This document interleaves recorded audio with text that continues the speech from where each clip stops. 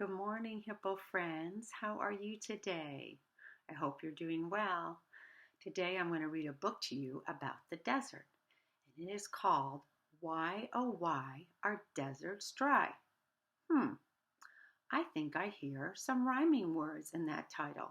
Let's see, are these the right words? Why desert? Do those rhyme? No. How about this one? Why dry? I think they sound the same. Those are rhyming words. There are lots of rhyming words in this story about the desert. This story is written by Trish Rabe. All right. I will try to do my best so that you can see the pictures, okay? I'm the Cat in the Hat, and today is a day that we're off to the deserts. Let's leave right away. You may find that deserts are empty and bare, but you'll be surprised by the things we'll find there. Insects and lizards, flowers, and even some snow. Want to see for yourself? Buckle up and let's go. Why are deserts dry? I'm glad to explain. There are very few clouds above them to bring rain. Without clouds, there is nothing to block the sun's light or to hold the heat in, so it gets cold at night. The air is so dry, any rain deserts get dries up right away, so they do not stay wet. Without water, surviving in deserts is rough. Plants, insects, and animals need to be tough. The Sonoran Desert is where we will find a very big cactus that's one of a kind. It's called the saguaro. Let's all say the word saguaro. Ready? Saguaro.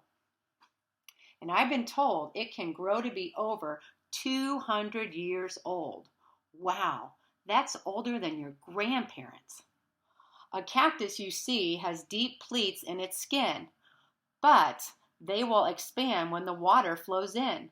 It soaks up the water and then quickly swells like a sponge. It stores water in some of its cells. Remember there are spines on the cactus? Those are prickly. This is called the Gila woodpecker. The Gila woodpecker knows very well that a cactus will serve as a perfect hotel. Wow. She pecks the small hole and then slips inside. It's cool and it gives her a safe place to hide. Wow. When she's ready to leave, well, I have little doubt someone else will move in after she has moved out. Oh my goodness, they're taking turns in the hole of the cactus. So neat. Animals differ in the food that they eat and the ways they keep cool in the dry desert heat. In the daytime, small animals stay underground. Later on, when it's cooler, they move above ground. So see this little animal here? He's in a hole under the ground. This cute fennec fox, furry-soled feet help him walk on the hot sand. His big ears let out the heat. Kangaroo licks their arms to help cool off their skin. Then each digs a hole in the ground and climbs in. Wow, it must be really hot on that desert. We asked this lizard how he spends his days. Each morning he's warmed by the sun's gentle rays. But by midday it's hotter and it's time to hide. He slips into his burrow and goes deep inside. See him right there? I went deep inside. It's late afternoon and he's back in the sun. It's not as hot now and the day's almost done. Then he's back in his burrow to sleep through the night. He'll be up with the sun just as soon as it's light. So see, he's going to go back to sleep. We sleep in a bed, but he sleeps in a hole, a burrow. Hawks, eagles, and vultures fly high in the air. They stay off the ground. It's much cooler up there. Kangaroo rats never drinks, but she eats lots of seeds. The water inside them is all that she needs. Wow. Road runners can fly, but they usually run. They catch lizards and snakes in the hot desert sun.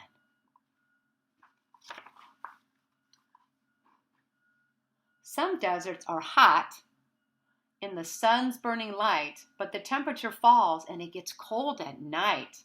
Then the world comes alive with owls, foxes, and bats, coyote and rabbits, mice, deer, and rats.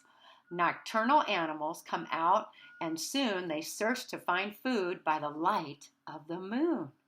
Before the sun rises, they all disappear. You would think all the animals never were here.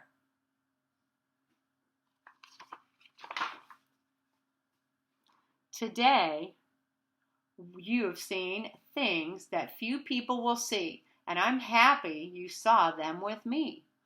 The desert, it's true, is a harsh habitat, but I hope you've discovered it's much more than that. No day in the desert is ever the same, and once you've been there, you are glad that you came. The end. Now I want you to think about these questions. The first one, what is a desert or the weather in the desert like? Is it hot in the desert? Is it super cold in the desert? The next one, what is the weather like at night in the desert? Is it super hot or is it cooler at night? And the last question is, where do the animals go when it's really hot? I want you to think about those questions, and I will see you next time for our next story. Thank you for being such good listeners. Bye-bye.